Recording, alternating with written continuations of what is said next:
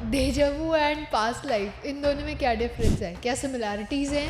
Actually truly speaking ना, मेरे अपने एक्सपीरियंस के हिसाब से मैं बताऊं तो डेजावू जो है वो एक ना मोमेंट्री है। कुछ सेकंड के लिए कुछ आपको लगा कि कुछ हुआ, लेकिन उसकी ऑथेंटिसिटी नहीं है कुछ भी। हो सकता है कि आपके माइंड ने कभी कभी कोई आपके साथ में प्ले कर दिया हो। तो सर, पास्ट लाइफ रिग्रेशन में एक्चुअली होता क्या है, क्या प्रोसेस रहता है, और अगर कोई क्लाइंट आपके पास आता है तो उसको क्या एक्सपीरियंस होते हैं?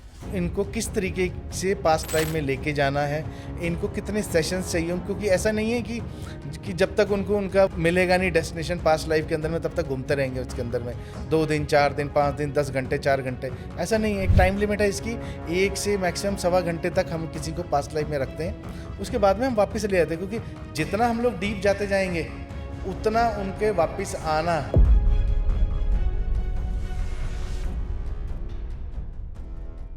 Hello and welcome back everyone. Welcome back to another episode of Awaken by सरताज, जहां हम बात करते हैं अलग अलग स्पिरिचुअल कॉन्सेप्ट की। और आज का जो कॉन्सेप्ट है वो बहुत ज़्यादा खास है। ये चीज़ें हम लोग हर दिन, हर दूसरे दिन ये एक्सपीरियंस ज़रूर करते होंगे। कभी आपको भी लगा होगा कि कोई इंसान या किसी सिचुएशन को देखकर कि यार ये सिचुएशन में तो हम पहले भी कहीं थे, या ये मैंने पहले भी कहीं देखा है, या किसी इंसान से मिलकर ऐसा लगता है कि इससे शायद मेरा कुछ पुराना नाता है, जहां हम इंस्टेंट कनेक्शन फील करते हैं, या फिर हम कहें एकदम से वाइब मैच हो जाना किसी सडन पर्सन के साथ, या किसी सडन पर्सन की वाइब अच्छी है लेकिन अपने आप को बहुत अनकंफर्टेबल फील हो रहा है। तो ये सब क्या है? कहीं ना कहीं कुछ लोग कहते हैं कि हमारे पास्ट लाइफ में इसका कहीं ना कहीं कनेक्शन रहा है। तो ये पास्ट लाइफ को अगर हमें जानना है, समझना है, तो किस तरीके से समझ सकते हैं? आजकल बहुत सारे वीडियोस हैं, सोशल मीडिया पे बहुत सारे ऐसे वीडियोस हैं जहाँ पे बोलते हैं कि आपको आपके पास्ट लाइफ के बारे में हम लोग सच में बताएंगे। तो ये जो पास्ट लाइफ रिग्रेशन करके एक टेक्निक है, ये क्या है, किस तरीके से काम करती है, और क्या सच में उससे हम अपने पास्ट लाइफ की सारी जानकारी जान सकते हैं, समझ सकते हैं, देख सकते हैं? तो इसी को और गहराई से आज समझाने के लिए हम वापस से जुड़े हैं सरताज सर के साथ, जहां हम समझेंगे पास्ट लाइफ रिग्रेशन को। तो बिना टाइम गवाए चलते हैं, बातचीत करते हैं। एंड प्लीज़ एक रिक्वेस्ट है कि पूरे पॉडकास्ट को हमारे एंड तक देखें, क्योंकि आज के जो टॉपिक्स हैं वो बहुत ज़्यादा इंटरेस्टिंग है। कुछ ऐसे एक्सपीरियंस है जो हमने ऑफ कैमरा भी बात शेयर किए, and that was so amazing, जहाँ पे हमने बहुत कुछ नया सीखा, और हम चाहते हैं कि वो आपके साथ भी शेयर करें, ताकि कहीं ना कहीं कोई एक ऐसी लाइन, कोई एक ऐसा स्टेटमेंट जो आपको आपकी लाइफ से जोड़ सके। तो चलिए शुरू करते हैं। वेलकम सर, कैसे हैं आप? मैं ठीक हूँ ज्योति, आप कैसी हैं? मैं बिल्कुल बढ़िया हूँ सर। और हर बार हम नया एक टॉपिक लेके आते हैं जो वो कहीं ना कहीं लोगों को और एक्साइटेड और कनेक्ट करता है। यही चीज़ मेरे को है ना एक्साइट करती है कि है ना लोगों को पसंद आ रहा है, वो सुनना चाहते हैं। तो वो उसी से चलते हुए मैं भी सोचता हूँ कि नया टॉपिक क्या लेकर आऊँ। तो उसी के अंदर में ये एक नई पहल है, एक नया टॉपिक है। एग्जैक्टली हमने त्राटक की बात करी, अमेजिंग टॉपिक। हमने एस्ट्रल ट्रैवल की बात करी, हम एक अलग ही लेवल पर चले गए यस थे। यस, नो और डाउट नो डाउट। ऐसे ही अगर हम बात करें पास्ट लाइफ रिग्रेशन की, तो सबसे पहले बेसिक से स्टार्ट करते हैं कि ये है क्या। थोड़ा सा उससे स्टार्ट करने से पहले एक्चुअली मैं थोड़ा सा इसको इस तरीके से बताना चाहूँगा कि सोशल मीडिया के ऊपर ना बहुत सारी चीज़ें अवेलेबल हैं पास्ट लाइफ को लेके। एग्जैक्टली कि पास्ट लाइफ क्या है, पास्ट लाइफ रिग्रेशन क्या है, ये सब चीज़ें बहुत सारी अवेलेबल है। लेकिन आज जो हम इसके बारे में बात करेंगे, एक लेमैन के लिए, एक जनरल पब्लिक को समझने के लिए कि पास्ट लाइफ क्या चीज़ होती है, क्या करते क्या है इसके अंदर में, और ये होता कैसे है। तो एक बिल्कुल लेमैन लैंग्वेज में इसको समझेंगे हम लोग, और मैं पूरी कोशिश करूँगा कि एक लेमैन लैंग्वेज के अंदर में सबको समझाने की, सो दैट कि सबको समझ में आ सके कि एक्चुअली में क्या चीज़ होती है। बिल्कुल सही। तो मूविंग ऑन थ्रू दिस कि लेमन लैंग्वेज में कि पास्ट लाइफ क्या है। अगर मैं इसके शाब्दिक अर्थ में जाता हूँ, पास्ट लाइफ मतलब कि मेरी पहले की लाइफ के अंदर में, क्योंकि हम जिस उसमें से आते हैं हमारे कल्चर के अंदर में, उसके अंदर में ये माना जाता है कि हमारी इस लाइफ से पहले भी लाइफ्स हैं हमारी, और उस लाइफ्स के अंदर में जो भी घटनाक्रम घटे हैं, जो भी कुछ हुआ है, उसका इम्पैक्ट हमारी आज की लाइफ पे पड़ता है। तो जब हम इस चीज़ को देखते हैं तो हम कंसिडर करते हैं कि कुछ सिचुएशंस को जो कि करंट के अंदर में हम लोग हैंडल नहीं कर पा रहे हैं उसको, या वो सॉल्व नहीं हो पा रही, तो फाइनली हम लोग सोचते हैं, हमारा दिमाग ही हमें ये बताता है कि यार कहीं इसका कनेक्शन मेरी पास्ट लाइफ से तो नहीं है। एग्जैक्टली। तो तब से ये पास्ट लाइफ का कॉन्सेप्ट शुरू होता है कि पास्ट लाइफ एक चीज़ है जो कि हमारे पुराने लाइफ्स के साथ में जुड़े हुए हैं। ओके। तो सर समटाइम ऐसा होता है ना कि किसी इंसान से हम आज तक नहीं मिले, इस लाइफ में तो नहीं मिले, लेकिन फिर भी ऐसा लगता है कि जैसे बहुत पुराना नाता है, इंस्टेंट कनेक्शन बन Yes, जाता है। yes. या फिर ऐसा लगता है कि इस इंसान से हमें दूर रहना चाहिए, हालांकि उसके कोई इंटेंशन गलत नहीं होते, कुछ नहीं, Correct. एक पॉजिटिव एनर्जी होती है, लेकिन फिर भी खुद को एक डर लगता है, कॉन्शियसनेस आता है। तो क्या सच में उनका एक्सपीरियंस या वो हमारे पास्ट लाइफ से कनेक्टेड होते हैं?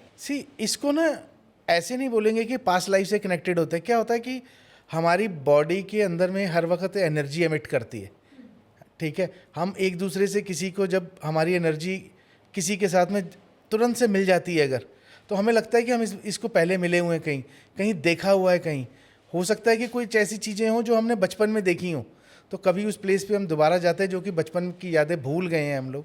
तो जब उस जगह पे दोबारा जाते हैं तो हमें लगता है कि मैं पहले भी यहाँ पर आया हूँ, ऐसी फीलिंग आती है अंदर से। एग्जैक्टली। एक कंफर्ट आता है हम लोगों को उस जगह पे जाके। ऐसे ही कुछ लोगों के साथ में जब हम कनेक्ट करते हैं, चाहे हम लोग उनके साथ पहली बार ही मिल रहे हैं, लेकिन उनकी बॉडी में से एक ऐसी पॉजिटिविटी या एक ऐसी ऑरा, उनकी पॉजिटिविटी आ रही होती है, वाइब्स आ रही होती हैं जो कि हमारी वाइब से मैच करती हैं। तो हमारी वाइब्स बताती है कि नहीं, दिस गाय या जो भी बंदा है ये, इसके साथ में हमारी ऊर्जा मिल रही है, तो ये उसका सोच और हमारी सोच एक जैसी हो सकती है। तो वो दोनों एनर्जीज एक दूसरे को पुल करती हैं एक तरफ में। तो जिसको बोलते हैं ना कि अट्रैक्शन, फर्स्ट टाइम देखा और अट्रैक्शन है, ये वो अट्रैक्शन यहाँ से शुरू होता है। कभी कभी कुछ लोग होते हैं जिनको हम देखते हैं और उनसे हमारी बनती नहीं है, पहली नज़र में ही नहीं बनती, हम उनको पसंद नहीं आते, वो भी हमें पसंद नहीं आते, हमारी और उसकी एनर्जीज अपोजिट होती हैं। एग्जैक्टली। तो हम लोग एक दूसरे से दूर भागते हैं। तो ये वही कॉन्सेप्ट है, एनर्जीज का कॉन्सेप्ट है, प्लेस का कॉन्सेप्ट है, जिसको हमने पहले कभी देखा हो या जेन्युइनली हमने कभी अपनी पास्ट लाइफ में उस लोकेशन पे विजिट करा हो, जो कि हमें किसी कारण से क्लिक हुआ, हम उस जगह पे गए तो ऐसा फील हुआ कि मैं पहले भी आया हूँ। इट माइट बी कि हो सकता है कि मैं अपने किसी पास्ट लाइफ के अंदर में उस जगह पे विजिट करा हूँ। तो ये वेरी मच पॉसिबल है। अच्छा, पॉसिबल है। Yes yes, 100%। तो सर पास्ट लाइफ के साथ साथ ना एक और कंसेप्ट आता है जो आजकल मूवी ने बीच में बहुत हाईलाइट कर दिया था, दैट इज़ डेजवू। तो डेजवू एंड पास्ट लाइफ, इन दोनों में क्या डिफरेंस है, क्या सिमिलैरिटीज़ हैं? एक्चुअली ट्रूली स्पीकिंग ना, मेरे अपने एक्सपीरियंस के हिसाब से मैं बताऊं तो डेजा वू जो है वो एक ना मोमेंट्री है। कुछ सेकंड के लिए कुछ आपको लगा कि कुछ हुआ, लेकिन उसकी ऑथेंटिसिटी नहीं है कुछ भी। हो सकता है कि आपके माइंड ने कभी कभी कोई आपके साथ में प्ले कर दिया हो, उसकी ऑथेंटिसिटी नहीं है। पिक्चरों के अंदर में दिखाते हैं, एक पिक्चर भी आई थी इंग्लिश के अंदर में, मैं नाम नहीं लूँगा उस पिक्चर का, सिर्फ जनरली एक आई थी, है ना, जिसके अंदर में उसको डेजा वू होता है कि ऐसा होने वाला है, ऐसा होने वाला है, ऐसा होने वाला है, जो कि नॉर्मली बहुत रेयर सर्कमस्टांसिस में ऐसा होता है। लेकिन जैसा मैंने बोला कि ये मोमेंट्री होता है कि 2 सेकंड के लिए आपको कोई चीज़ दिखी और ख़त्म हो गई, 3 सेकंड के लिए दिखी, जितनी देर में आपने फोकस करा कि समथिंग हैज़ हैपेंड, उतनी देर में वो ख़त्म हो जाता है। ये है डेजा वू। ओके। कि मोमेंट्री आपको कोई चीज़ ऐसी दिखी। और जब हम पास्ट लाइफ के बात करते हैं, ये एक स्ट्रक्चर्ड प्रोग्राम है जिसमें हम एक प्रोसेस के थ्रू क्लाइंट को पास्ट लाइफ के अंदर में लेके जाते हैं, जो कि उसको हमारे अलग अलग जो प्रोसेसेस है, जब हम उनको उसके ऊपर में अप्लाई करते हैं, उसके थ्रू हम उसको पास्ट लाइफ में लेके जाते हैं। स्ट्रक्चर्ड प्रोग्राम है ये, ऐसा कुछ नहीं है कि मोमेंट्री उसको हमने बोला चुटकी बजाई और वो एकदम से पास्ट लाइफ में चला गया, ऐसा नहीं है। एक स्ट्रक्चर्ड प्रोग्राम है जिसके तहत उसको पास्ट लाइफ में ले जाया जाता है। तो सर पास्ट लाइफ रिग्रेशन में एक्चुअली होता क्या है, क्या प्रोसेस रहता है, और अगर कोई क्लाइंट आपके पास आता है तो उसको क्या एक्सपीरियंस होते हैं? क्लाइंट का हमारे पास में आना जो है, जब क्लाइंट हमसे पहली बार ही मिलता है और बोलता है कि उसको ऐसी ऐसी प्रॉब्लम है, पास्ट लाइफ में जाना है, ये तो होगी क्लाइंट साइड बात कि उसको पास्ट लाइफ में जाना है। लेकिन हमें समझना ज़रूरी है कि वो किस कारण से पास्ट लाइफ में जाना चाहता है। हम लोग उससे काफ़ी डिस्कशन करते हैं। ऐसा नहीं है कि कोई भी आके बोल देगा पास्ट लाइफ में जाना है और हम लोग उसको पास्ट लाइफ में ले जाएंगे, ऐसा नहीं है। क्योंकि उसको समझना ज़रूरी है कि आप पास्ट लाइफ में क्यों जाना चाहते हैं, है ना। हम लोगों के पास में बहुत सारे लोग आते हैं कि जी मैं सिर्फ देखना चाहता हूँ पास्ट लाइफ के अंदर में, नहीं करते हम लोग उसका पास्ट लाइफ। अच्छा, तो पहले हम यही समझते हैं कि क्यों करना चाहिए पास्ट लाइफ। हाँ, ये क्योंकि उसको समझना ज़रूरी है कि क्या प्रॉब्लम है, ऐसे क्या उसके साथ में इशू हो रहा है, जो कि उसने ये कंसिडर करा कि उसको किसी हीलर से मिलना चाहिए और उसको पास्ट लाइफ में जाना चाहिए। हम लोग उसके साथ में काफ़ी डिटेल डिस्कशंस करते हैं और हम लोग उसको सजेस्ट करते हैं कि आपके जो भी ट्रॉमास हैं लाइफ के, या जो भी कुछ आपको फील हुआ पीछे लाइफ के अंदर में पिछले 5-10 साल से, जो कि आपको यहाँ तक ले आए कि आपको पास्ट लाइफ में जाना चाहिए, तो हम लोग उसको जानने की पूरी कोशिश करते हैं। बेस्ड ऑन दैट हम लोग डिसाइड करते हैं इनको किस तरीके से पास्ट लाइफ में लेके जाना है, इनको कितने सेशंस चाहिए, क्योंकि ऐसा नहीं है कि जब तक उनको उनका वो मिलेगा नहीं डेस्टिनेशन पास्ट लाइफ के अंदर में, तब तक घूमते रहेंगे उसके अंदर में 2 दिन 4 दिन 5 दिन 10 घंटे 4 घंटे, ऐसा नहीं है। एक टाइम लिमिट है इसकी, 1 से मैक्सिमम सवा घंटे तक हम किसी को पास्ट लाइफ में रखते हैं। उसके बाद में हम वापस ले आते हैं, क्योंकि जितना हम लोग डीप जाते जाएंगे उतना उनके वापस आना थोड़ा सा मुश्किल होता जाता है। अगर क्लाइंट के साथ में अगर कुछ इश्यूज़ हैं पास्ट लाइफ को लेके, तो हम लोग उसको एक सेफ जोन के साथ में ट्रैवल करते हैं, कराते हैं उसको अपनी एनर्जीज़ के साथ में, सो दैट कि वो सेफ जोन में रहे। इसलिए हम लोग मल्टीपल सेशंस फिर उनको रिकमेंड करते हैं उसके अंदर में, कि आप 1 घंटे से लेकर सवा घंटे तक का सेशन मैक्सिमम रहेगा, और रिकमेंडेड है 3 से 4 सेशन टू स्टार्ट विद। उसके बाद में देखते हैं अगर 3 से 4 सेशन के अंदर में उनका डेस्टिनेशन जो वो इन्फॉर्मेशन चाह रहे हैं, या पास्ट लाइफ के अंदर में जिस चीज़ को वो देखना चाह रहे थे, वो अगर उनको मिल जाता तो ठीक है, नहीं तो उनको फिर और आगे 4 सेशन 5 सेशन 6 सेशन तक भी जाते हैं उनके साथ में, depending on the gravity of the situation. उनकी इमोशनल बैलेंस कैसा है, उनका मेंटल बैलेंस कैसा है, बेस्ड ऑन दैट बहुत सारी चीज़ों के ऊपर में डिसीजन लिए जाते हैं ये। तो क्या हर एक नॉर्मल इंसान पास्ट लाइफ में जा सकता है इजीली? अगर मैं बोलूँ हाँ और ना, दोनों जा भी सकता है और नहीं भी। जैसे मैंने अभी बताया कि अगर किसी को सिर्फ फन के लिए जाना है तो हम नहीं करते हैं उसको। अगर जेन्युइनली किसी के इश्यूज़ हैं, क्योंकि ये इशू बेस्ड है ना, आपने आपकी करंट लाइफ के अंदर में कुछ ऐसे इश्यूज़ आ रहे हैं जो कि आपकी लाख है ना एफर्ट करने के बाद में भी दूर नहीं हो रही है प्रॉब्लम, तो आपको ऐसा लग रहा है कि नहीं, something is there which is my past is disturbing. वो समझ में आता है कि हाँ, सब कुछ आपने कर लिया, 4-5 साल से आप किसी इशू को लेके बहुत ज़्यादा डिस्टर्ब हैं। जब आप उस इशू को लेके बहुत ज़्यादा डिस्टर्ब हैं, तो आपके माइंड में आया कि नहीं, मैं पास्ट लाइफ में जाऊं। आपने यूट्यूब सुना, आपने और इधर उधर सर्च करी सोशल मीडिया के ऊपर में, आपने बहुत लोगों के एक्सपीरियंस सुने, हीलर्स को सुना, तो आपको भी लगा कि एक बार मैं भी ये करके देखता हूँ। तो देन ये हमें समझ में आता है कि हाँ, this person needs past life regression therapy once twice और may be thrice depending on the situation. तो उस हिसाब से हम लोग उसको डिसाइड करते हैं। तो मतलब ऐसी कौन कौन सी सिचुएशंस हैं, या इमोशनल इम्बैलेंसेस कह लीजिए, मेंटल इम्बैलेंसेस कह लीजिए, या कौन कौन से ऐसे प्रॉब्लम हैं जो कि हमें पास्ट लाइफ से देखने को सही कर सकते हैं हम पास्ट लाइफ से? देखो, इस नॉर्मली इसके अंदर में क्या होता है, जो बहुत सारे लोगों के ना अलग अलग टाइप के इश्यूज़ हैं। जैसे कुछ लोगों के रिलेशनशिप को लेके इश्यूज़ हैं, कुछ लोगों के फोबियाज़ हैं, उनको हाइट से फोबिया है, उनको है ना बॉक्स टाइप उसके अंदर में फोबिया है, डार्कनेस से। हाँ, डार्कनेस से, वाटर से उनको फोबिया है।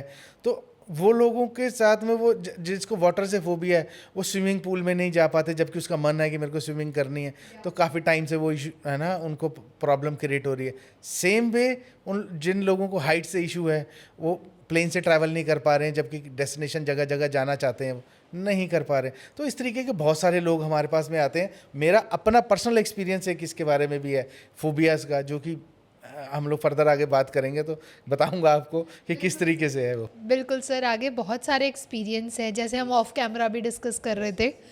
तो सबसे पहले इसके प्रोसेस के बारे में जान लेते हैं, क्या प्रोसेस रहता है इसका? इसके अंदर में ना बहुत सारे लोगों के बहुत सारे अपने अपने प्रोसेसेस हैं। एक क्लिनिकल थेरेपी के थ्रू भी लेके जाते हैं, हिप्नोटिक थ्रू में भी जा सकते हैं, तंत्रा के उससे भी इसको कर सकते हैं, यौगिक उससे भी कर सकते हैं। तो इसके काफ़ी सारे वेज हैं पास्ट लाइफ में जाने के, लेकिन उसका जो एंड रिजल्ट है वो सिमिलर है कि पास्ट लाइफ में जाना है। आपने किसी ऑकल्ट गुरु को अगर कनेक्ट करा है आप, तो वो अपने तरीके से लेके जाएगा आपको मंत्रों से या किसी और तरीके से लेके जाएंगे। आपने यौगिक उससे करा तो वो आपको मेडिटेशन और अलग टेक्निक्स के साथ में लेके जाएगा। अगर आपने किसी उनको करा जो हिप्नोथेरेपिस्ट होते हैं तो उनका एक अपना वे है ले जाने का। तो अलग अलग तरीके हैं, लेकिन एंड ऑफ द सेशन के अंदर में एक ही जगह सब पहुंचेंगे कि इसको पास्ट लाइफ में लेके जाना है। तो आप किसी भी तरीके से जाएं तो आप पास्ट लाइफ के अंदर में अपनी जा सकते हैं इससे। सर मेरे को ना यहाँ एक छोटा सा डाउट है कि हम लोग जब ऑफ कैमरा बात भी कर रहे थे, आप एक्सपीरियंसेस बता रहे थे, तो एक्सपीरियंसेस तो हम आगे ज़रूर डिस्कस करेंगे, लेकिन वहाँ ना मेरा एक डाउट आया कि जैसे हम वीडियोस देखते हैं सोशल मीडिया पे, बहुत सारी पास्ट लाइफ को लेकर बहुत सारे हीलर्स अपनी अपनी थेरेपीज़ या अपनी अपनी थ्योरी बताते हैं। अब उसमें कहते हैं कि क्लाइंट आता है और वो क्लाइंट की जो स्टोरी है या क्लाइंट के बारे में जो भी इंफॉर्मेशन है वो हीलर उन्हें बताता है, राइट? लेकिन यहाँ पे जब हम दोनों डिस्कस कर रहे थे ऑफ कैमरा, तो यहाँ पे आप कह रहे थे कि उस क्लाइंट ने अपने पास्ट लाइफ के बारे में बताया कि वो क्या था, कैसे था, क्या कर रहा था, राइट? तो ये क्या थ्योरी है? थोड़ा सा मैं यहाँ कंफ्यूज हूँ। क्या होता है कि ये दो टाइप से होती है ये। एक तो होता है कि जो एडवांस लेवल के जब हीलर्स हो जाते हैं, आपको एक अच्छा एक्सपीरियंस हो गया, तो वो अपने क्लाइंट के साथ में उसकी पास्ट लाइफ में ट्रैवल करते हैं। अच्छा। एक चीज़, लेकिन ऐसे बहुत कम लोग हैं, लिमिटेड लोग हैं। लेकिन सबसे कॉमन आज के दिन में जो मार्केट के अंदर में फिनोम चलता है इसके बारे में, जो आप देखते हैं जो पास्ट लाइफ रिग्रेशन करते हैं, वो अपनी एनर्जी से अपने क्लाइंट्स को ट्रैवल कराते हैं। अगर यौगिक पद्धति से करा रहे हैं या वो तांत्रिक उससे करा रहे हैं, ऑकल्ट जिसको हम लोग बोलते हैं, या फिर वो उसको हिप्नोथेरेपिस्ट से के थ्रू कर रहे हैं, तो एंड ऑफ द डे जैसे मैंने बोला कि पहुंचना सबने एक ही जगह है, तो वो लोग उसको उस तरीके से उसको करेंगे। वो जैसे है ना, अगर मैं अपनी बात करता हूँ, अगर मैं किसी को कराता हूँ तो मैं एक यौगिक पद्धति के साथ में, यौगिक टेक्निक के साथ में मैं वो कराता हूँ। वेरी सिंपल, वेरी नॉर्मल तरीके से मैं उनको लेके जाता हूँ, लेकिन उसके साथ में मेरी एनर्जीज उसके साथ में उसको ट्रैवल कर रही है, सो दैट कि वो एक प्रोटेक्टिव जोन के अंदर में रहे। ऐसे ही जब कुछ हीलर्स होते हैं जो उनके साथ में ट्रैवल करते हैं, तो उनकी लाइफ वो साथ साथ में देख भी रहे होते हैं, जो कि मेरे को नहीं लगता कि कोई बहुत ज़रूरी चीज़ है कि मैं अगर किसी की लाइफ देखूं। बेटर है कि वो अपनी लाइफ देखे, उसको कहाँ पर देखना है, कहाँ पर उसके इश्यूज आ रहे हैं, तो वो बताएगा तो वो ज़्यादा ऑथेंटिकेट होगा रादर कि मैं बताऊं उसको। This is what I feel, मेरी अपनी ऑब्जर्वेशंस हैं इसके बारे में। माइट भी इसका कॉन्ट्राडिक्शंस हो इसके किसी और के। I mean as everyone has their own experience, हर कोई अलग अलग तरीके से इसको कर रहा है, 4-5 तरीके से किया जाता है जैसे मैंने बताया, तो हो सकता है किसी का अपना अलग एक्सपीरियंस भी हो। लेकिन जो सबसे ज़्यादा जो आज के दिन में चलता है, नॉर्मली हीलर खुद ट्रैवल नहीं करते साथ में, लेकिन कुछ हीलर्स हैं जो ये क्लेम करते हैं, मेरे को नहीं पता कि एक्चुअली में उसके साथ में कर पाते या नहीं कर पाते, लेकिन क्लेम करते हैं कि दे goes along with their client in their past life. तो सर अगर मैं जानना चाहूँ कि ये जो हमने पास्ट लाइफ के सेशंस के बारे में डिस्कशन किया, तो इस सेशंस में किस तरीके के विजुअल्स आते हैं? विजुअल्स की अगर हम बात करें ना, ये डिपेंड करता है person to person, technique to technique depend करता है। अब बात करें अगर किसी को कर रहा हूँ, तो धीरे धीरे जब मैं उसको उसकी पास्ट लाइफ के अंदर में लेके जाऊँगा, तो वो अपनी पास्ट लाइफ के अंदर में उस डेस्टिनेशन पे धीरे धीरे वो पहुँचेगा। हम लोग उनको सजेस्टिव नहीं बोलते हैं, हम सजेस्ट नहीं कर रहे हैं किसी भी चीज़ के बारे में उनको, हम उनको सिर्फ ट्रैवल करा रहे हैं। Travel travel travel travel travel travel travel कराते हुए जब उनको हम इस स्टेज पे ले आएंगे, जब उनको माइंड को हम बीटा स्टेज होती है जिसके अंदर में कि हमारा कॉन्शियस माइंड काम कर रहा होता है, उसको जब हम बीटा स्टेज से निकाल के उसको अल्फ़ा उस पर लेकर आते हैं, जिसके अंदर में कॉन्शियस माइंड जो है, एनालिटिकल माइंड है जो हमारा, वो शांत हो जाता है, तो हमारा एक्सेस जो है सबकॉन्शियस माइंड में उस वक्त होता है। तो हम लोग उसको सबकॉन्शियस माइंड से उसके ट्रैवल करते हैं उसके, और उसके अंदर में उसको एंट्री कराते हैं सबकॉन्शियस माइंड में। Then he goes into the past life, और जब जैसे जैसे वो पास्ट लाइफ के अंदर में जाता है, वो बताता है अपने आप से कि हम उससे पूछते, सिर्फ इतना पूछते हैं कि इस वक्त वो कहाँ पर है, इस वक्त उसकी एज क्या है। ऐसा नहीं बोलते हम उसको कि आपकी एज इस वक्त 50 साल है या 60 साल है, कि आपने रेड कलर के कपड़े पहने, ऐसा नहीं पूछते हैं हम लोग। हम पूछते हैं कि आपकी एज क्या है। लोकेशन को अगर जानना है कि इस वक्त वो इंडिया की या दुनिया की किस लोकेशन के अंदर में है, उसे पूछते हैं कि आसपास में कोई मार्केट है, आप उस मार्केट में कोई बोर्ड लगा है तो उसको पढ़ के बताओ क्या लिखा है उसके ऊपर में, सो दैट कि हम लोगों को फर्स्ट हैंड इन्फॉर्मेशन मिल सके कि एक्चुअली में वो किस लोकेशन पे है, या वो कहाँ पर है, या किसी विलेज के अंदर में है, या इंडिया के किस पार्ट के अंदर में। बताते हैं कि मैं किस पार्ट के अंदर में हूँ, मैं क्या कर रहा हूँ, वो सब चीज़ बताते हैं अगर उसको ढंग से हम लोग ले जाया जाए। और दूसरा इसके अंदर में थोड़ा सा एक और भी होता है कि कभी कभी जो हमारा क्लाइंट है वो अगर बहुत ज़्यादा थोड़ा ओवर थिंकर टाइप का है ना, थोड़ा सा टाइम लगता है उसको जाने में, लेकिन चले जाते हैं फाइनली वो उसके अंदर में। ओके। तो दिस इज़ हाउ हम लोग उसको पास्ट लाइफ के अंदर में लेके जाते हैं, और जो उसकी है ना लोकेशंस वगैरह हम लोग उसको मैप करते हैं उस हिसाब से उसको। तो अगर कोई क्लाइंट आपका कुछ डिफरेंट ही सिनेरियोज बता रहा हो, तो क्या हम इससे जज कर सकते हैं वो सच में पास्ट लाइफ में है या फिर वो उसके सबकॉन्शियस माइंड में, जैसे कहते हैं ना कि कोई मूवी का सीन चल रहा है और वैसे ही वो चीज़ें सिर्फ सिमिलर पोर्ट्रे कर रहा है? जी, इसमें बहुत सारे ऐसे चांसेस हो सकते हैं कि एक उसके मन उसका जो माइंड है वो प्ले कर रहा है उसके साथ में, क्योंकि जब उसका सबकॉन्शियस माइंड ओपन हो रहा है तो सबकॉन्शियस माइंड से बहुत सारी चीज़ें बाहर आ रही हैं।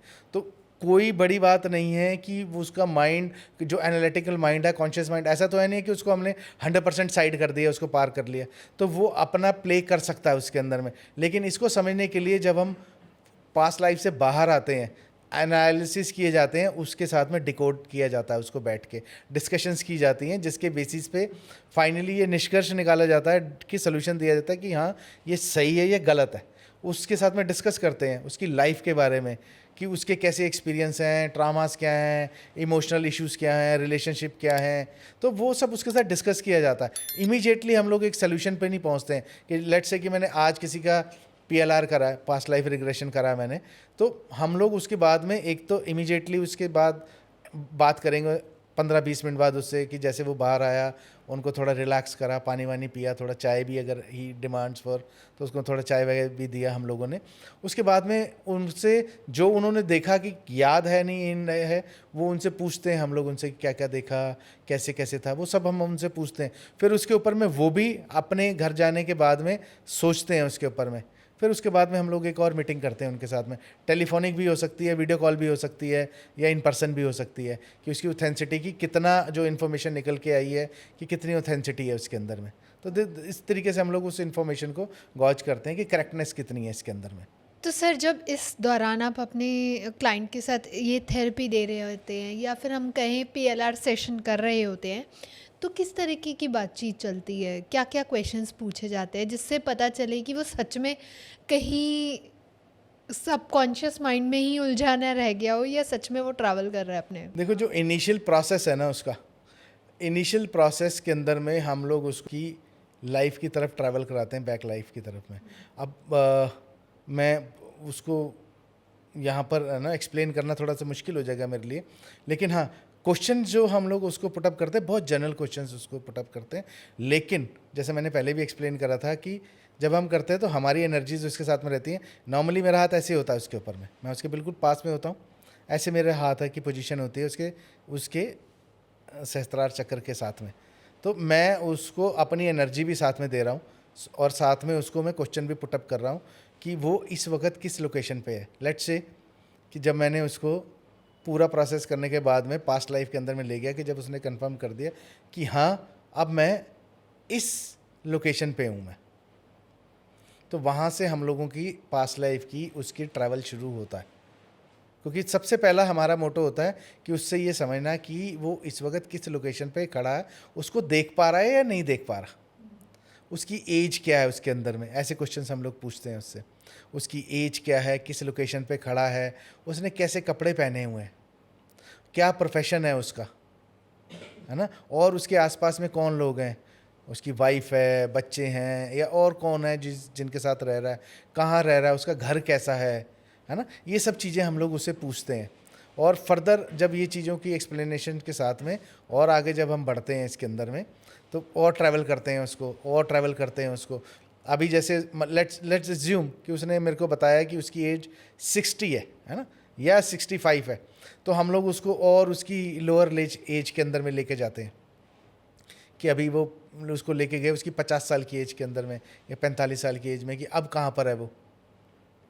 जो इशू है, उस इशू जो उसने हम लोगों को डिस्क्लोज करा कि उसका वो इशू है, उस इशू को उससे वो सर्च करवाते हैं हम लोग उससे।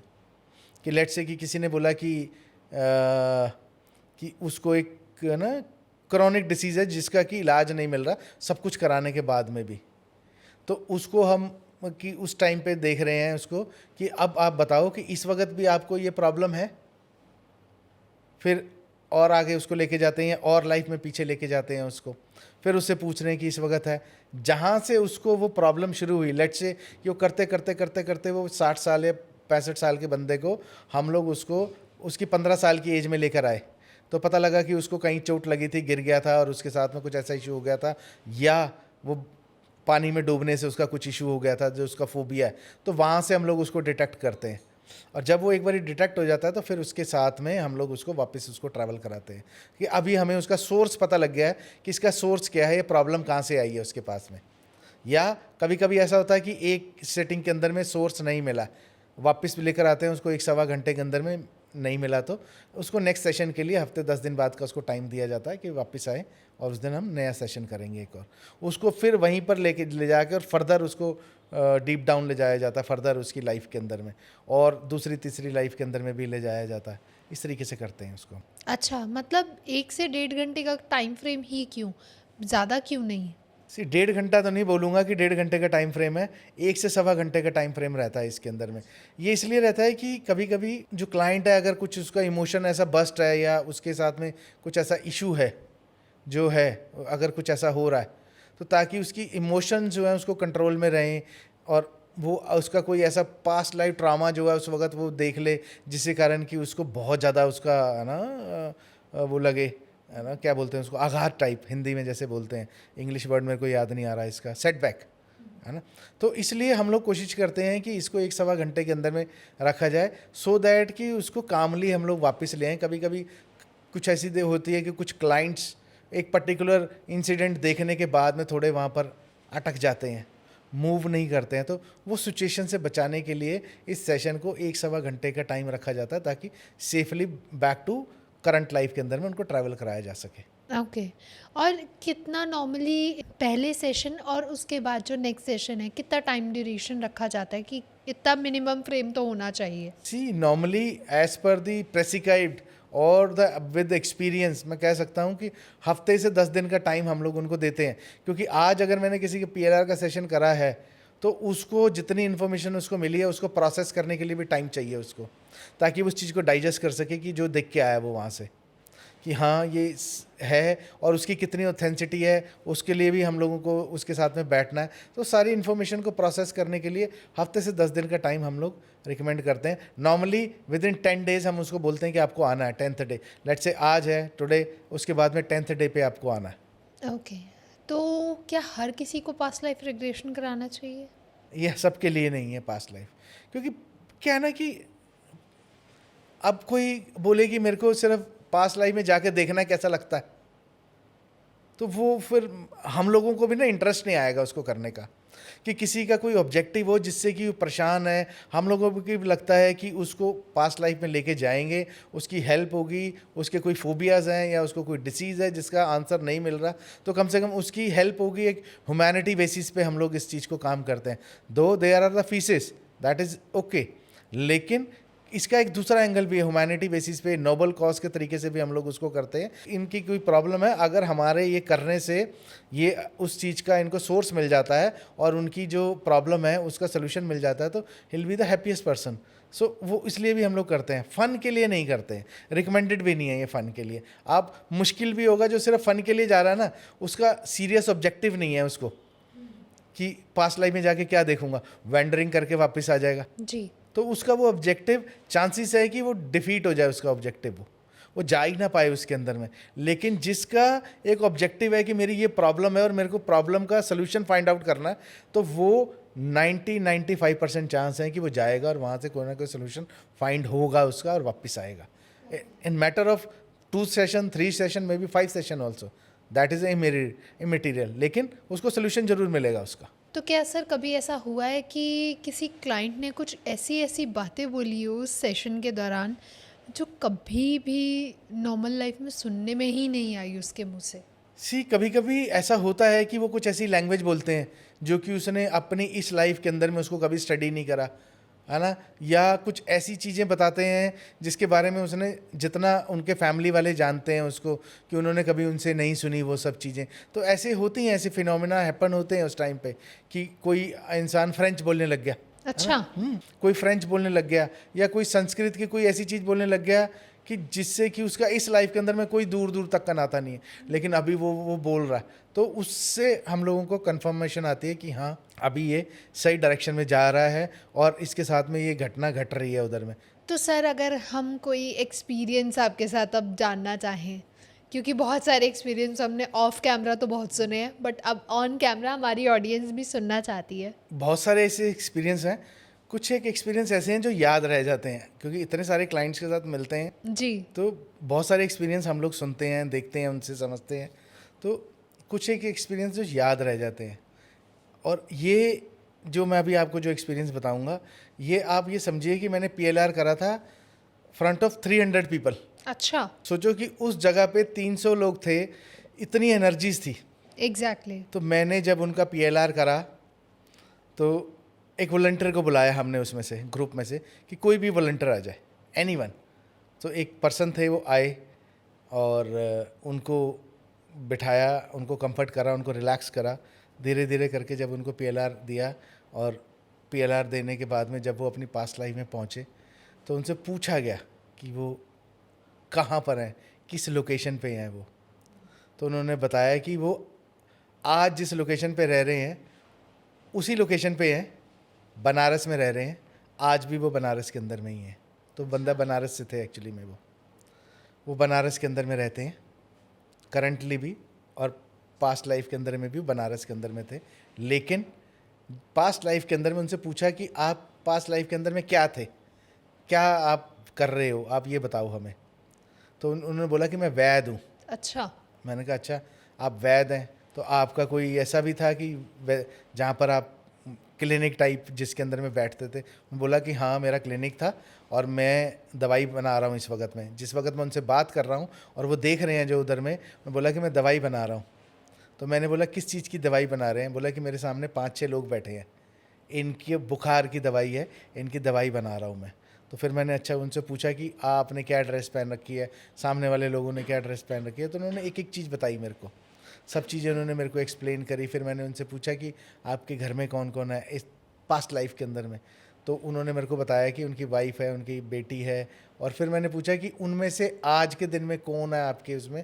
तो उन्होंने बोला जो मेरी बेटी है वो मेरी वाइफ के रूप में इस वक्त मेरे साथ में, और उनकी जो बेटी है जो पास्ट लाइफ के अंदर में वो बेटे के उसमें आई हुई है अभी उनके साथ में करंट लाइफ के अंदर में। तो इस तरीके से उन्होंने हम लोगों को बहुत सारी चीज़ें बताई। फिर उनसे जब मैंने बताया लोकेशन के बारे में पूछा तो उन्होंने लोकेशन बनारस बताई। ऐसे ही मैंने एक कैलकटा के उस पर उनको करा था। तो अब उनके साथ में ना थोड़ा रिलेशनशिप वाला इशू था, ये थोड़ा सा वो है, आई मीन क्योंकि क्या था कि मैरिड पर्सन है लेकिन he was attracted toward someone else also. और उस बात को लेके वो बहुत ज़्यादा परेशान थे कि उनको समझ में नहीं आ रहा था कि ऐसा कैसे हो रहा है कि मैं मेरे साथ में कि और उसको मना भी नहीं कर पा रहे हैं और एक्सेप्ट भी नहीं कर पा रहे हैं, और वाइफ के साथ में भी इस कारण से उनकी प्रॉब्लम हो रही है। तो उन्होंने मेरे को कनेक्ट करा, उन्होंने मेरे को बोला कि ऐसी ऐसी प्रॉब्लम है। फिर मैंने उनको टाइम दिया, फिर हम लोग उनको पास्ट लाइफ के अंदर में लेके गए। यहाँ पर सबसे बढ़िया सिचुएशन क्या हुई कि जो उनकी करंट सिचुएशन थी वही उनकी पास्ट लाइफ की सिचुएशन थी, एज इट इज़।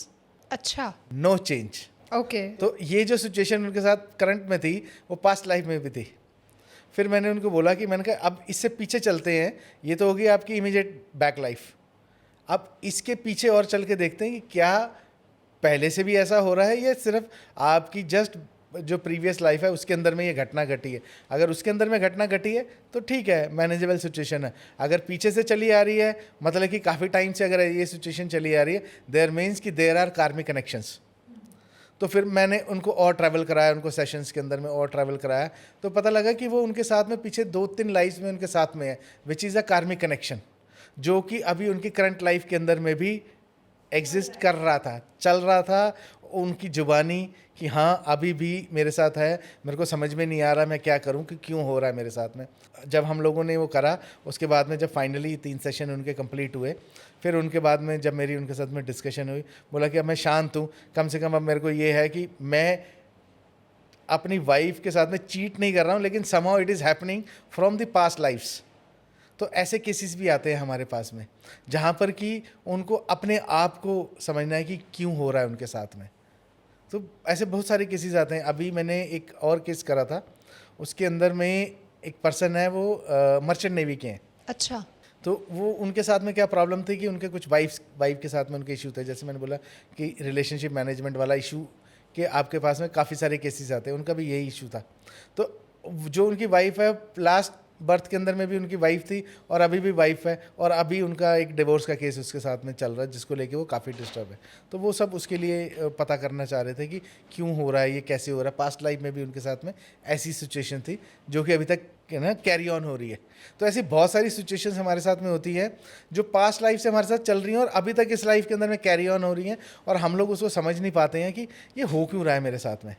तो ये पास्ट लाइफ के अंदर में बहुत सारी चीज़ों के हमें आंसर मिलते हैं जो हम जब पास्ट लाइफ रिग्रेशन किसी का करते हैं तो। ओके, तो सर लास्ट में सिर्फ एक छोटा सवाल मैं पूछना चाहूँगी, जिसका आप 1 लाइन में 2 लाइन में आंसर कर सकते हैं इजीली, कि हमने पास्ट लाइफ समझ लिया, जान लिया, अब क्या? अब इस सिचुएशन में, करंट लाइफ में, क्या हम अपने पास्ट लाइफ में जो ट्रॉमास थे या जो भी वहाँ से कॉम्प्लिकेशन चल के आ रही है, तो क्या प्रेजेंट में उसको ठीक किया जा सकता है? हाँ, बिल्कुल ठीक किया जा सकता है। सी पास्ट लाइफ में जाने का पर्पस यही है कि पहले तो ये पता करना कि ये प्रॉब्लम मेरी पैदा की हुई है इस करंट लाइफ के अंदर में, ये पीछे से चली आ रही है। अगर पीछे से चली आ रही है तो इसका मतलब कि there is some karmic connection. Now to find out कि कार्मिक कनेक्शन क्या है। एज सुन एज हम लोगों को समझ में आया है कि इसका कार्मिक कनेक्शन है, अब जब सब्जेक्ट को या क्लाइंट को समझ में आ गया कि मेरा कार्मिक कनेक्शन है, तो अब उसको कार्मिक कनेक्शन से जो उसको अलग करना है, तो उसको वो थेरेपी देनी अब शुरू की जाएगी कि ताकि उसके कार्मिक कॉर्ड्स हैं जो उसके साथ में कटने शुरू हों। जब वो कार्मिक कॉर्ड्स उसके कटेंगे तो धीरे धीरे वो डिज़ोल्व होनी शुरू हो जाएंगी चीज़ें। और अगर इस लाइफ की सिर्फ प्रॉब्लम है, उसके लिए उसको अलग से काउंसलिंग करनी पड़ेगी हम लोगों को कि उसको उससे बाहर निकालने का। तो दोनों चीज़ों का हम लोगों के पास में आंसर है कि अगर तो किसी का पास्ट लाइफ से उसका सोर्स पता लग गया, उसको कार्मिक डेट है उसका, या उसके साथ में कार्मिक अकाउंट है जिसके लिए हमें उसको थेरेपी दे के उसको कार्मिक कॉर्ड्स उसके काटने हैं उसके साथ में। और अगर इस वाली लाइफ के अंदर में तो उसको हम लोग थेरेपी देंगे, कंसल्टेशंस करेंगे, तो उसको काम डाउन करके उस चीज़ से दूर करेंगे उसको, अगर क्लाइंट चाहता है तो। ओके। अगर वो नहीं, मना कर रहा है कि नहीं, तो ठीक है, it is his wish. Okay. कुछ लोगों का सिर्फ इतना ही पर्पस होता है कि मेरे को जानना कि मेरा सोर्स क्या है, वो उसके ऊपर में फर्दर आगे काम नहीं करना चाहते, या उनको लगता है कि वो खुद से मैनेज कर लेंगे।